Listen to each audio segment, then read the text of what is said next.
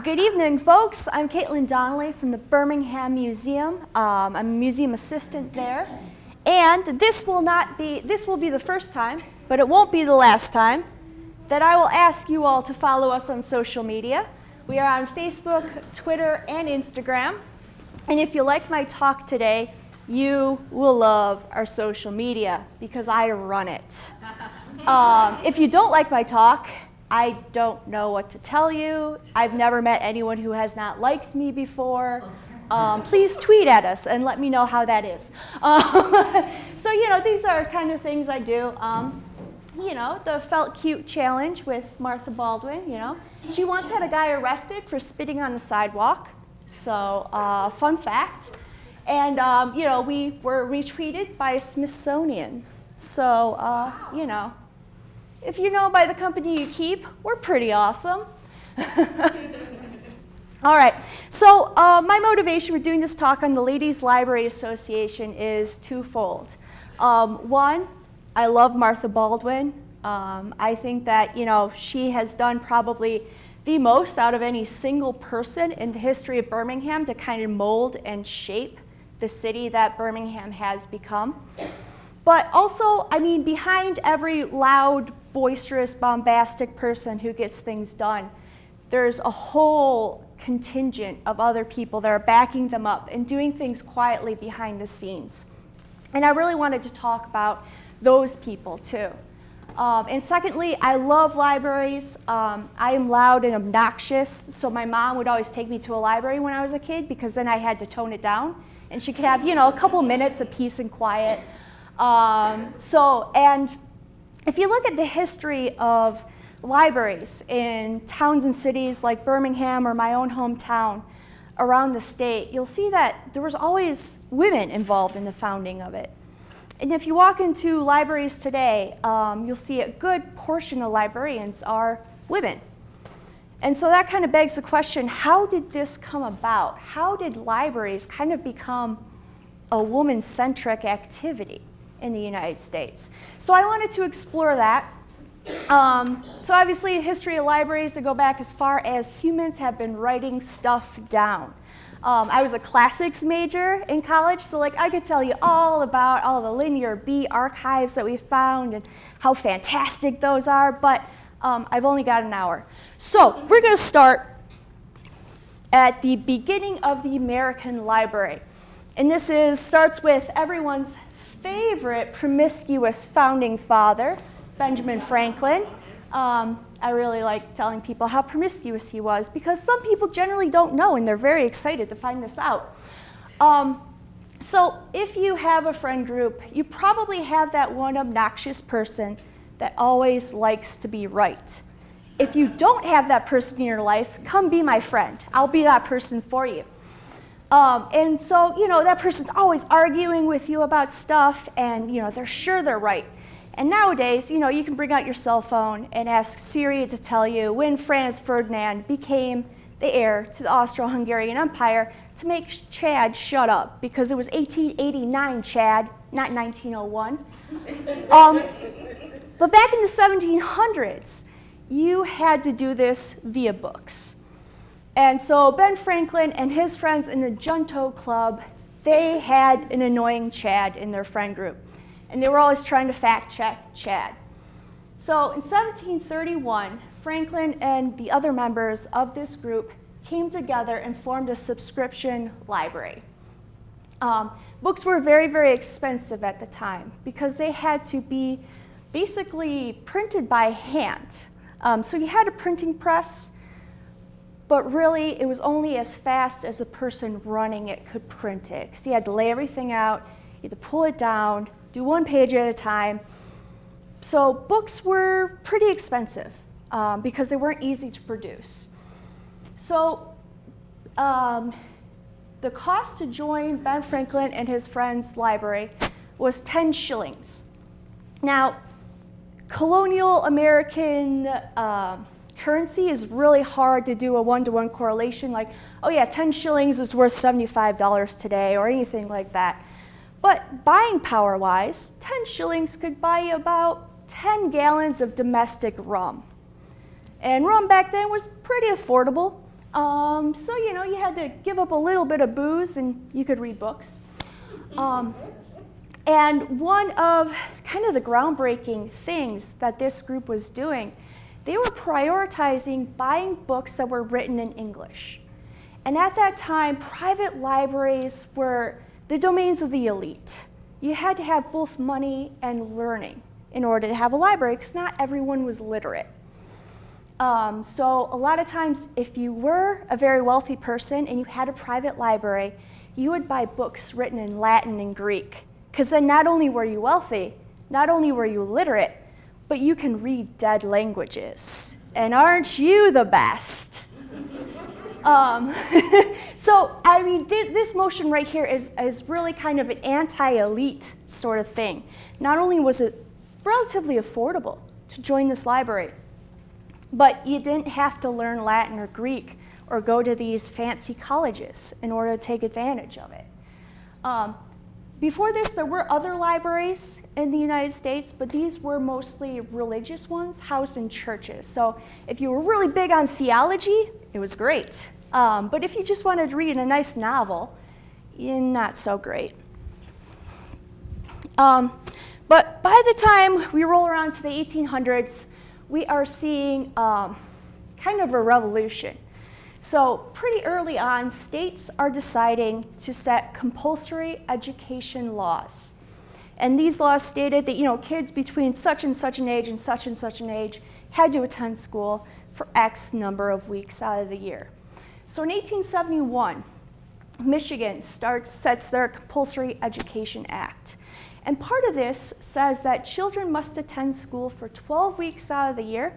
6 of those weeks have to be consecutive.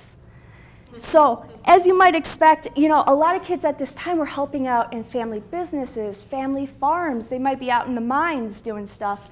So this meant that a lot more kids were starting to attend school than before, which led to a teaching boom throughout the state. And one of those people that got a job as a teacher was Martha Baldwin. She was already working as a teacher in smaller one-room schoolhouses throughout the area. But she gets hired by the Detroit School District at this time, and rapidly she becomes an assistant principal and later a principal. And this is her at Norvell School, which is where she spent a good chunk of her time being principal. And she's actually third from the left on the top. And, it's not great, but she's here. This is her. And what's funny about Norvell School is at that time she was teaching there in the later 1870s. The school had more students than Birmingham had residents. So after she was done with her 30-year-long teaching career, she came back to Birmingham to run things. She was very, very skilled at getting a large amount of people to do what she wanted them to do. And I think part of that came from her experience teaching. And we are in the midst of the Industrial Revolution as well. So printing presses are starting to become better and faster and mechanized. So in 1812, we have another mechanized press. And all of a sudden, it can go and print pages double the rate that the fastest printer at the time could do. But in 1844, a man named Richard March Hoe invents the rotary press. And this rotary press, I have a picture of one right here that a newspaper owned. The rotary press could print 8,000 pages per hour. So you think a beefy nonfiction book, about 1,000 pages once you get all your citations and everything in, you could print 8 of those an hour. So if you had multiple printing presses in one place, that's a huge amount of books that you could print. So suddenly there were more things to read than a person could in their lifetime. So readers rejoiced. And a lot of these were really niche publications too. So if you were really interested in unionizing butcher plants, there was a newsletter out there for you that was published weekly. If you were a child that was really into pirates, also magazines out there for you. But as always happens when children and particularly women are enjoying things, a moral panic ensues. I mean, we all remember, Pokemon Go bringing down the downfall of the American child. I'm glad that, we're starting to see less and less of these, newspaper stories about, oh my God, women enjoy true crime. Truly, it is the end. And I'm like, I'm just trying to solve the Villisca Axe murders in peace at 3 a.m. The only person I'm harming is my own sleep schedule. So, so as all moral panics go, it was focusing on how, the bad morals portrayed in novels were leading children to a life of degeneracy. If you're familiar with, a couple decades later, comic books would become the big bad thing. They were causing children to kill their parents and become drug dealers. And women, of course, were, our soft, easily led brains. We were being carried away by the romance in novels, and thus turning away appropriate young men of our own social class because they weren't acting in a very romantic ways. And so a lot of people, there was a backlash, and a lot of people were condemning reading for pleasure, especially among the lower classes, because those people should be working. They should not be reading. You should not be having fun. So a lot of people were condemning reading altogether. Other people were trying to, don't read novels, but read biographies of great men, or read great sermons, and other more boring things. And others, like Sarah Josepha Hale, who was editor of Godey's Ladies' Book. And if you don't know Godey's was basically the forerunner of all women's magazines today. So in the pages of Godey's, you could see fashion plates like this, and the latest styles in New York.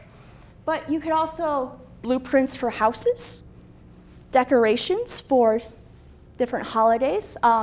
Josepha Hale was a champion of the Thanksgiving holiday, so she was basically the one who told us all we should be celebrating Thanksgiving. So we did. And she also published a lot of fiction, nonfiction, poetry. And so she encouraged women in her magazine to not only educate themselves so that they could better educate their children, but she also encouraged them to write good moral fiction. And then she would turn around and then publish that. Sorry, I'm just going to grab a drink of water. So reading was kind of becoming a gendered thing, because there was so much emphasis on women reading, and should women be reading, and what should women be reading. And then you throw in this Victorian ideal of the woman as the angel of the home, the intellectual and moral center of the home, and the great civilizator, the great civilizing force in the home and society. And it's this really heady mixture that was already starting to steer the recreation and leisure activities of American society. But into that heady mixture, we are going to throw war. And not just any war. We're going to throw in the Civil War and the mass change that ensued. So the American Civil War lasted 1851 to 1861 to 18. Yeah, I'm very Chad right now. It lasted 4 years. But in those 4 years, we saw more American men die than almost any other war combined that we've been involved in. And in fact, it took us to the middle of the Vietnam War until we had surpassed the amount of people who had died in the Civil War. And the conservative estimate of how many men who died, whether it be starvation, in battle, disease, 620,000 That's a conservative estimate. Other estimates place it at 850,000 or above. So on average, one out of every 4 men who marched away to war did not return. So think about your high school graduating class, and then take away 1/4 of those young men. Then as now, the average age of a soldier on the Union side was 25. It's a little bit harder on the Confederate side to get an average age. They were getting pretty desperate towards the end of the war and were basically throwing anyone with a pulse into the fray.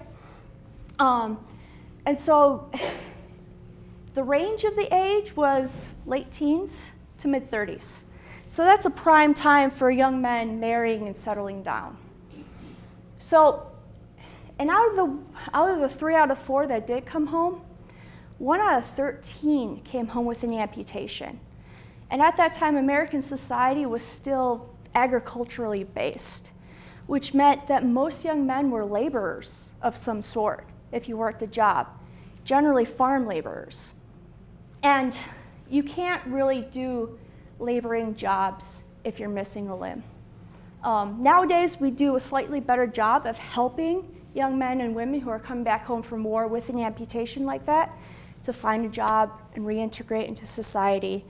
But back then, there was no safety net for those individuals. So if you can, put yourself in the shoes of a young woman at that time. If you did want to get married and have a family, the dating pool was significantly altered. It was significantly shallower. You might not be able to find a spouse or a partner, which meant you might not be able to have children, which meant you might be on your own for your entire life. You might be a spinster. If you were married, if you were betrothed to someone, you might be a widow. You might have kids that suddenly you were the breadwinner of the family. And there's very few legal professions for a woman to enter into that could allow her to support a family. And even fewer that would even hire you if you had a family. I mean, we're still in the age where if you were a teacher, you were expected to give up your job if you got married or if you had children. So all of a sudden, you had women who were desperate to get those few jobs that they could.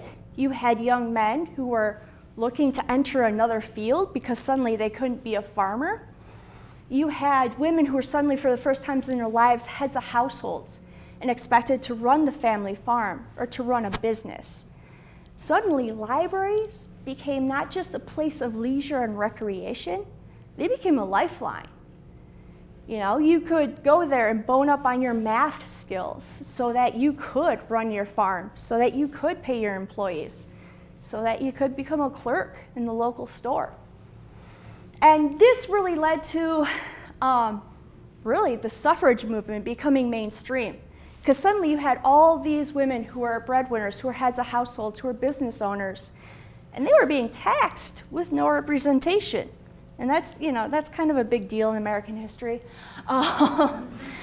So in this really heady time of mass social change comes in the Ladies Library Association of Birmingham. And part of this is we're going to go back to a fraternal order you may have never heard of, the International Order of the Good Templars.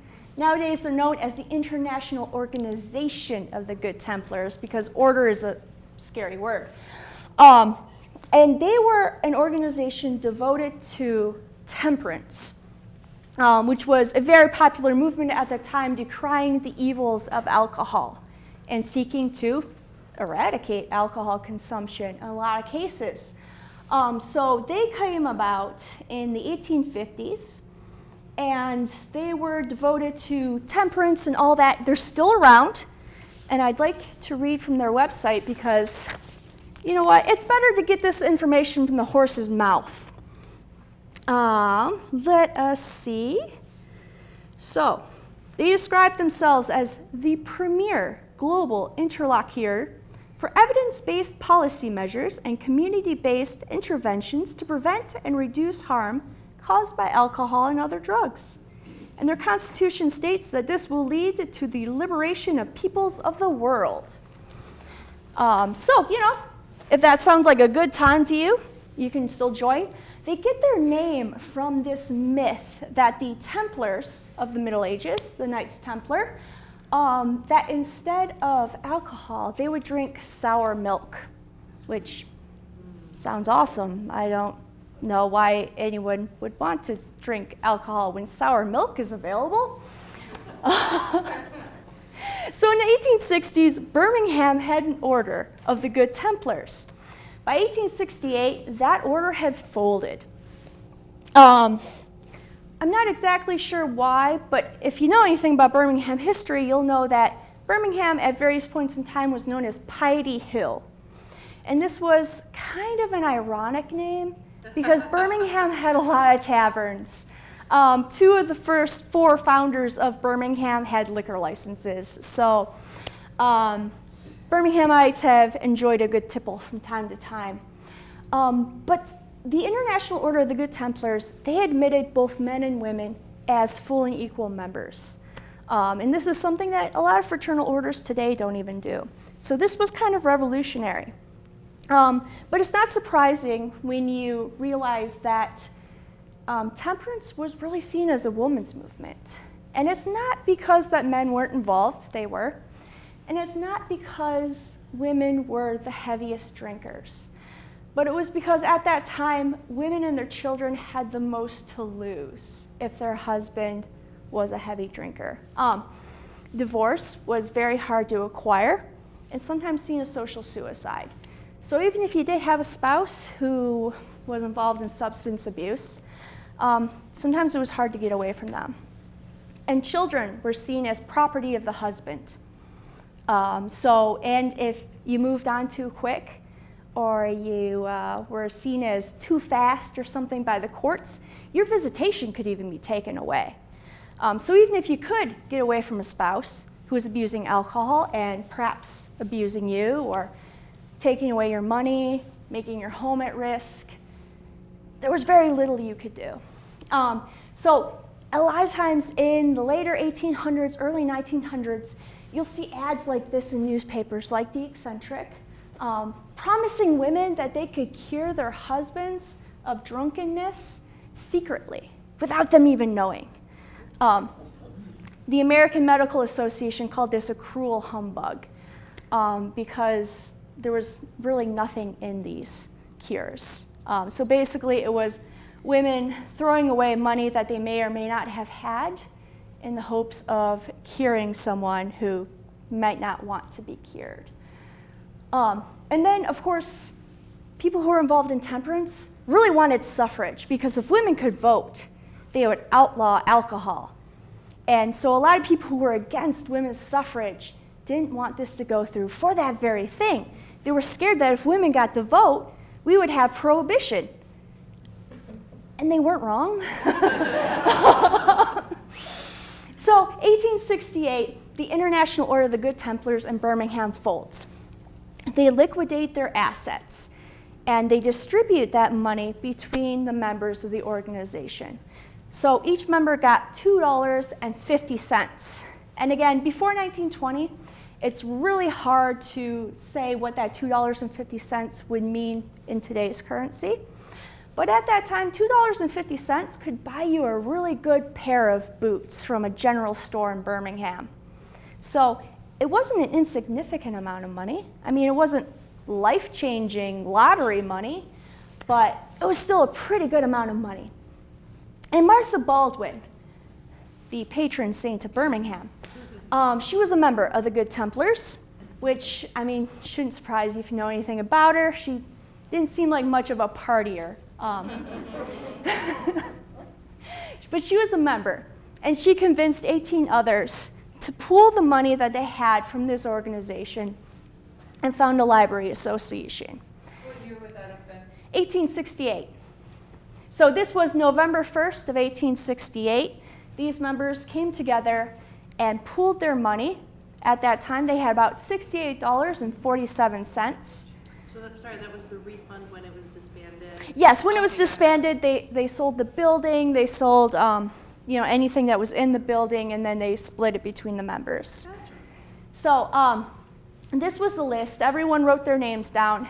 And can I just say, I love this list. One of the banes of archivists and museums profession is we have a lot of Mrs. Thomas Smith. And you're like, which one was she? Because, you often have a Mr. and Mrs. Thomas Smith, and they have a son, Thomas Smith. And he moves next door, and he marries a Mrs. Thomas Smith. And they're sending mail back and forth, and you have no idea which one is Mrs. Thomas Smith. Was she the painter? Was she the one having the affair with the butcher? We don't know. It's very hard to tell. And so, if you are a member of an organization that still lists women as like Mrs. husband's first name, husband's last name, can I implore you from the bottom of my heart, for the sake of future archivists of the world, please stop. We want to know which Mrs. Thomas Smith was which Mrs. Thomas Smith. So I love this because women have their own first names. It's glorious.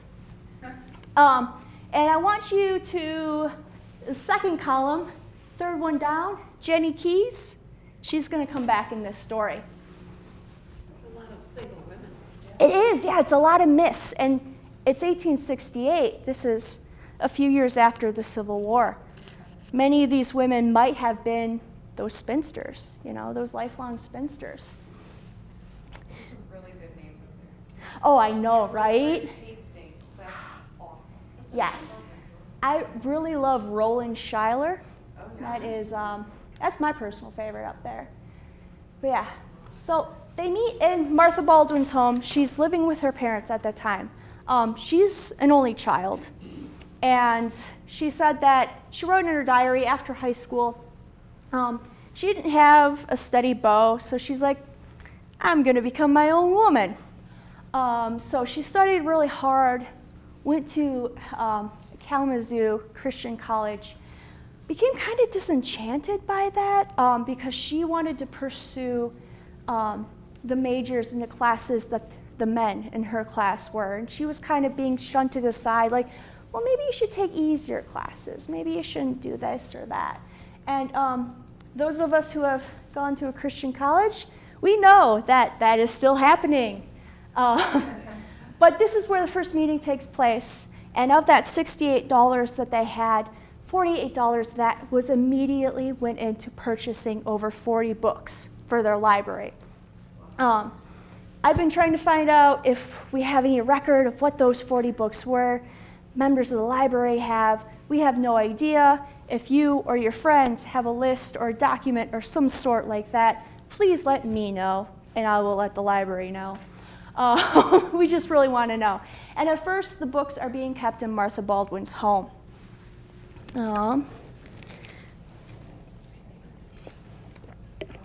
But in 1871, they find a new home in the Methodist Church. And that is the year that the church was moved from Merrill and Bates to Henrietta and Maple. And the Library Association was given one room to which to house their library. So members brought in their own wood-burning stove, cozy chairs, woven rugs, anything to make it more homey. They even gave it its own entrance off of Bates Street. And by 1879, so we're talking 11 years or so after it was formed, they had 724 books in their collection. And so this was too many books for this one room. And it was going off into the hall, and eventually Hugh Irving, a local businessman, stepped in and built an addition on. They quickly filled the addition. But by now you're probably thinking, wait a minute, Caitlin. That list of original members you just showed us had quite a few men in it. But this talk is called the Ladies' Library Association.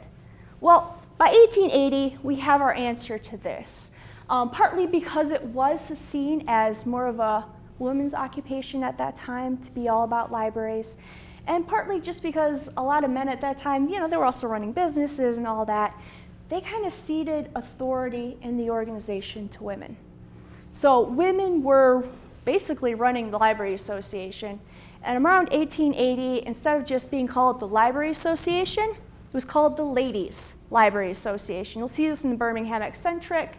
You'll see this in writings of, in diaries and journals of people who lived in Birmingham. It was seen as the Ladies' Association, not just the Library Association anymore. And so these women were running a whole lot of things in order to fund buying more and more and more and more books.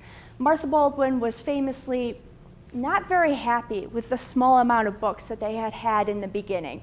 And I don't even think 724 books would have satisfied her. So they did things like baby shows, soap sales, shoe sales, and the biggest winner in all this, that brought in the most money, was their masquerades or dances. And at first, Martha Baldwin was like, I don't think we should encourage dancing.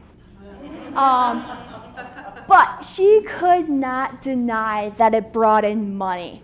So in the 1880s, they had these dances every single year.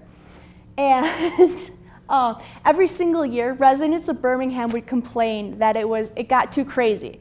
There's too much noise, too much revelry. And so they went to the village council, and they're like, can we please tell them to be a little bit more quiet? So the council would go to the Ladies' Library Association and be like, please keep the noise down? And Martha was like, if we feel like it. So this comes from one of the later members of the Library Association, a woman named Martha Durkee Blakeslee. And she's going to come back into the story a little later. But you can see this one was on Friday, January 30th, 1880. And it said, yourself and ladies are cordially invited. So it was $1.50 if you wanted to dance. If you just wanted to watch and be a looky-loo, 25 cents. Costumes can be hired, is that what that says? Yes, so you could go there and hire a costume if you didn't want to make your own or buy your own. So, pretty efficient. So 1895, there's a need for a new library. And this is my favorite Martha Baldwin story, other than the people she got arrested. So she goes to the village council, and she's like, listen, we need a new library. I got a mortgage on a property on Maple and Woodward. But here's the thing. I think the town hall should be there too. We can go into this together, and that way there's some tax money that's also supporting the library. And the council, all dudes at the time, they're like, nah, that's not something we're gonna do. And so Martha Baldwin knew the value of a well-placed threat. So she's like, well, all right, but here's the thing. We're still gonna build this library. But since we're women and we don't know how to build things, it's just gonna be plywood and sheet metal. It's gonna be real hideous. Hope you're okay with it. And at that time, Birmingham was already taking pride in its downtown. It was upscale, it was beautiful. You wanted to come to it. And so the council blinked. They're like, okay, fine. We'll build it. So that was Library Hall. This photo was taken about 1915. You can see a really fun road sign there, and also the cars in the background. A question? Yes? Martha Baldwin owns the land? She did. Okay. And actually, this came in when they wanted to widen Woodward in 1920. So they had to tear down Library Hall. And they realized in the deed to the land, Martha Baldwin had stipulated that if this land ever was not a library, it would go to the University of Michigan. So suddenly Birmingham was like, okay, but we have to widen Woodward. So they actually had to sue the University of Michigan to get this land. And it was settled out of court. The University of Michigan was like, yeah, why would we want that random quarter acre?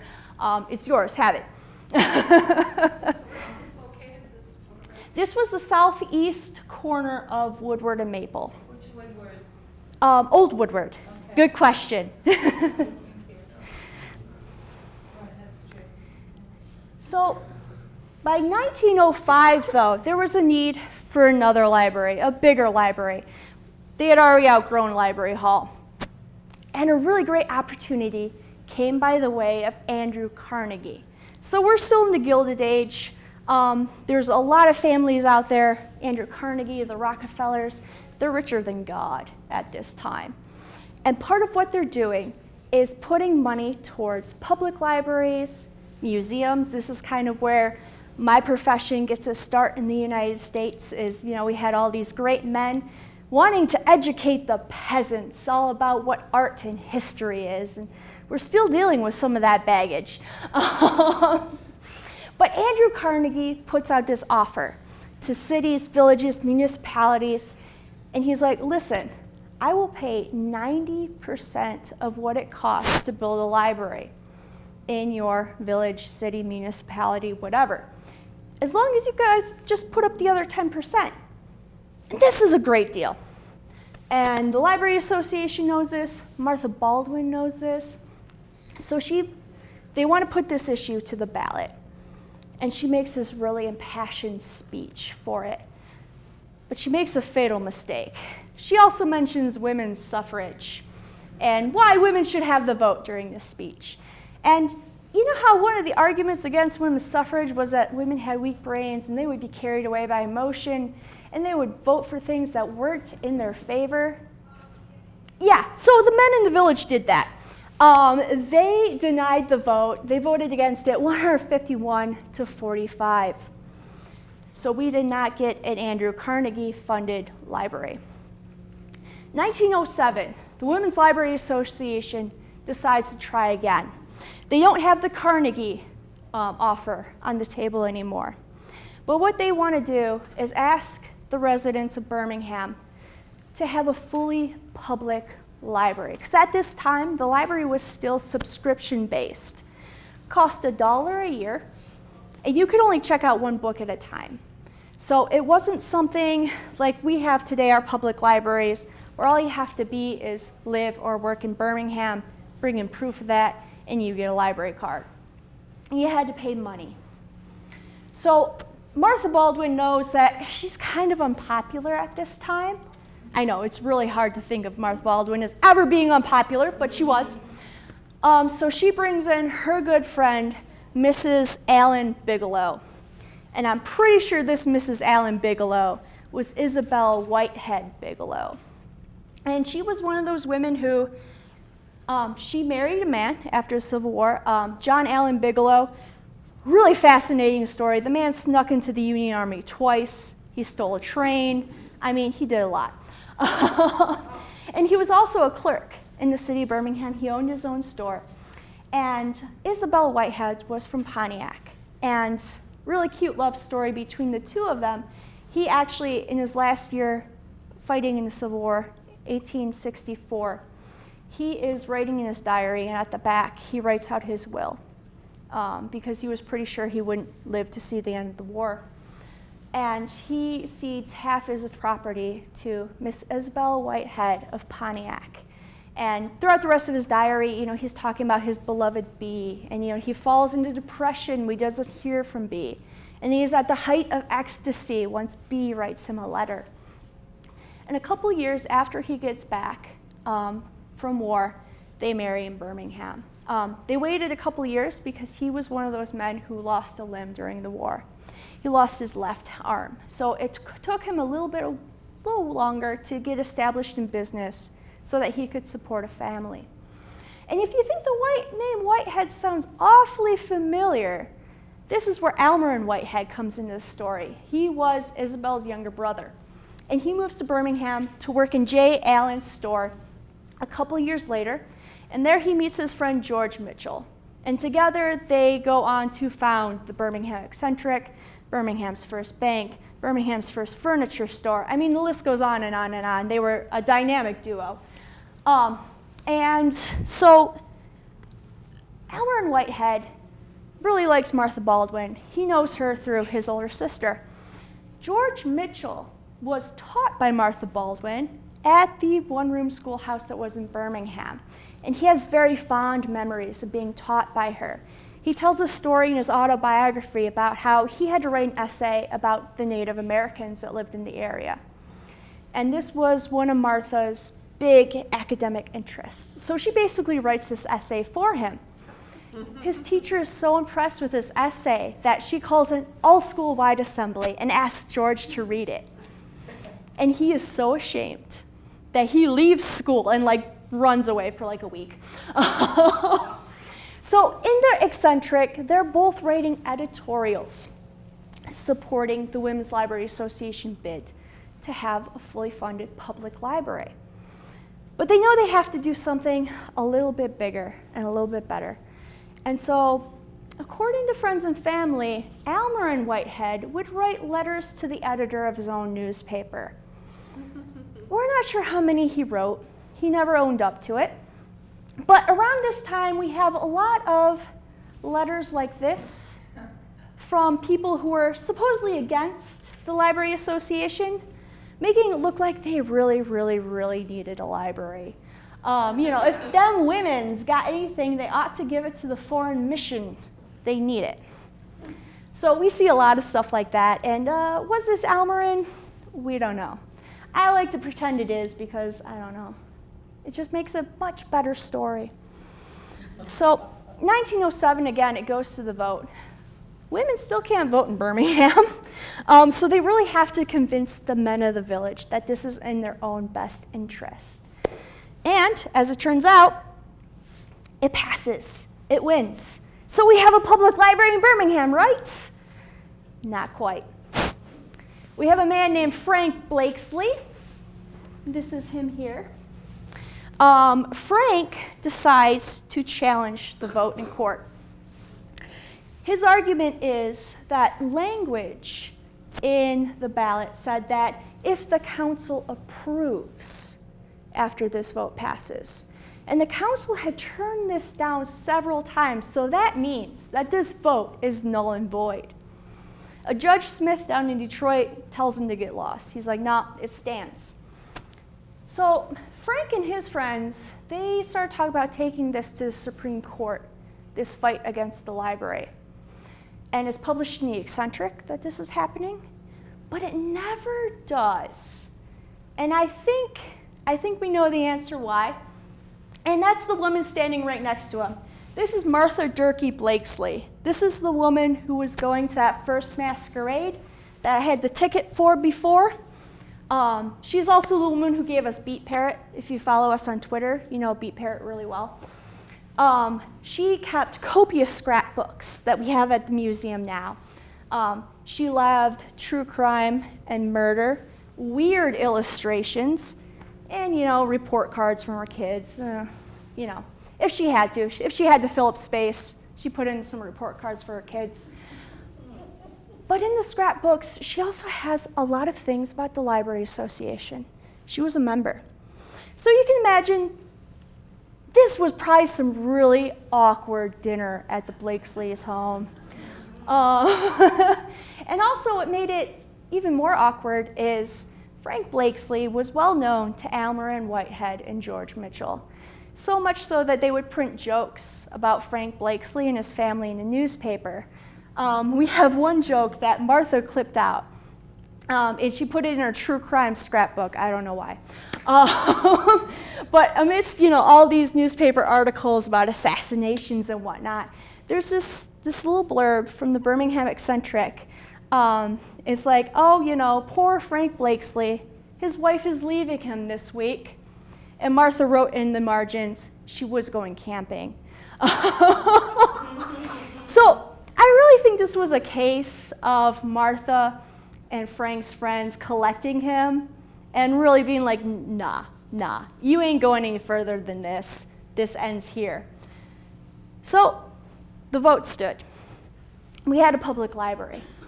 And the Ladies Library Association handed over all their assets and everything to the village of Birmingham. Birmingham was still a village at that time. And then in June of 1913, a couple months after Martha Baldwin passed away, a resolution passed through the library board to name the library the Martha Baldwin Memorial Library. And then the main hall of the modern library that we're in today Opened in 1927 to the public. This is a photo of it circa 1930. And you'll see here Jenny Keyes. She's the only member of the original Library Association to survive to 1927 and see the cornerstone laid down for our modern Baldwin Public Library. So what seemed like maybe a pipe dream in 1856, 1868, sorry, 1868, what seemed like a pipe dream then, Jenny Keyes saw through to the end. So, and that is the end of the Ladies Library Association. So thank you.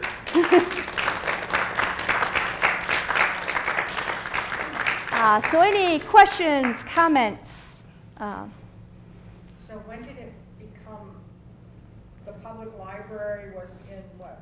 1907, so after that vote. Obviously, it took a little bit of time to get all the assets handed over, get the public funding in place, but pretty much by that point, we had what we think of as a modern public library. Yes? When Martha taught in Detroit, did she live in Detroit or Birmingham? Ooh, when Martha taught in Detroit, did she live in Detroit or Birmingham? That is a fantabulous question.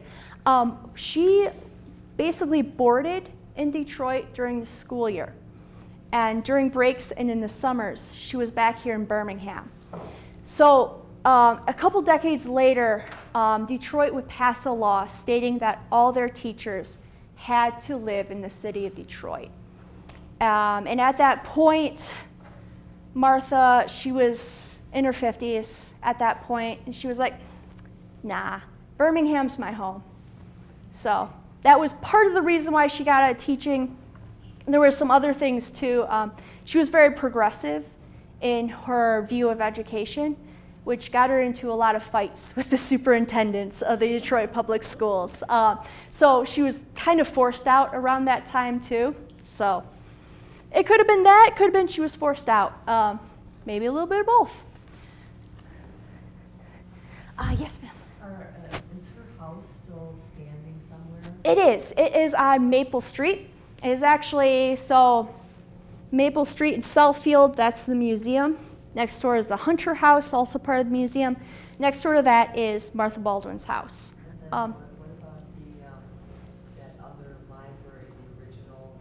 That is no longer standing, neither the Methodist Church nor Library Hall. Library Hall was torn down to White and Woodward. I'm not sure when the Methodist Church was torn down. Yes, you had a question, ma'am. School in Detroit, it was called Norvell. Mm-hmm. That's the school I went to. Oh, fantastic! I don't think she was a teacher. I don't think so. Oh, that's really cool. Yeah, I was trying to find more pictures for it because I did a talk on just Martha Baldwin in her life. You know what street it was on? Not off the top of my head. I'm sorry. I can't remember that. Yeah. I think it's the same. Mm-hmm. Yeah. Oh, yeah. No, that school was, gosh, I think it was torn down in the 70s or 80s, I want to say. Something like that. So, yeah, I mean, it served the district for a very long time. And it was brand new when Martha was teaching there, so. What did she teach? Originally, she went out to teach literature. When she was teaching at the one-room schoolhouses, she was really teaching everything. When she started in the Detroit Public Schools, I believe she was teaching literature, a little bit of math. And of course, almost right away, though, she was made an assistant principal and then later a principal. So most of her career in the Detroit Public Schools was spent in a principal sort of role, which at that time was kind of a boys' club. I think she was the only female principal in the district, which ruffled a lot of feathers, caused a little bit of waves, especially since she was very progressive in her ideas about what education should look like. Did she ever marry or no? She did not. In her diary, she has this fantastic little entry to the tune of, like, I don't know why my mom's so upset at me for doing that thing with that guy. I don't think it's that big of a deal. I really want to know what that thing with that guy was. And there's another story that there was a teacher in Birmingham when she was still kind of a student, recently graduated, and they were getting close. And then suddenly he was run out of town. I don't know. I really want to know, but unfortunately we might not ever know. If you know, please let me know. I love historical gossip. I don't care if I don't know these people. I want to know everything. Yes? She seemed to have owned a lot of land here and there. Yes. So Yeah. was that her money inherited from her father, or just money that she saved? You know? So her money for all her land, because she has the park, the land where the the parking ramp is. She owned a good deal of that, and that was family land. Chester? Yes, the Chester Street parking deck. Thank you. I was trying to think of that street. I was like, oh man. And was it the corner of Southfield and Maple of lumber? It was a gravel pit. Oh. Southfield and Maple was a gravel pit until Martha Baldwin decided that it should be a park. And whatever she decided basically happened. She had a child army. My boss really hates it when I refer to it as a child army, but that's pretty much what it was. It was all the school children in Birmingham that she would pay to go around and do good things, like plant trees, plant flowers, put up garbage cans, that sort of thing. So. But was that her property? It was, yes. Gravel pit was her property. Mm-hmm. Yeah.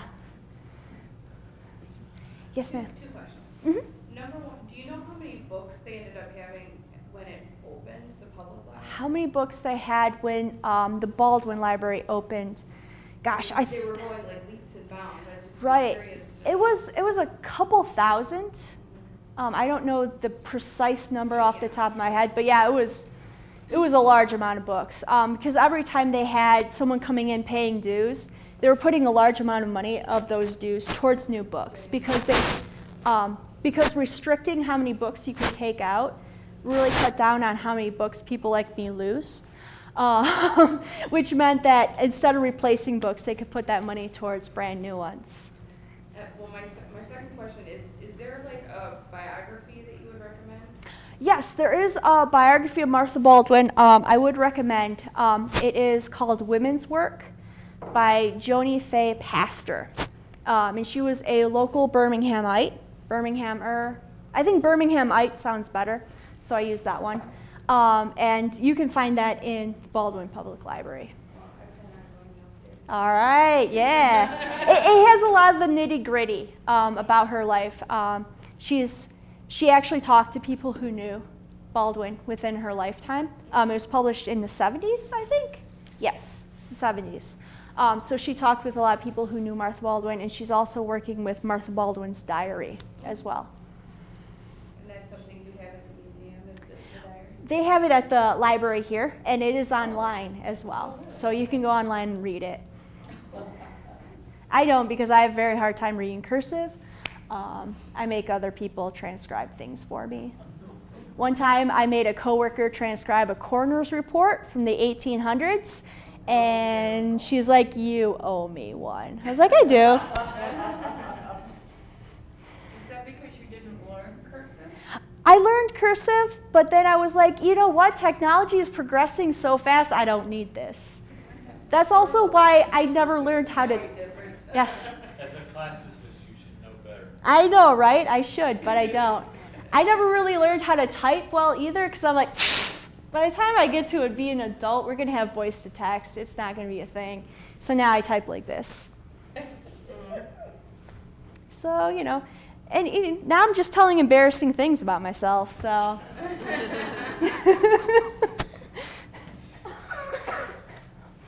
All right, any more questions, comments, concerns? This is fascinating. Thank you. Well, thank you guys so much.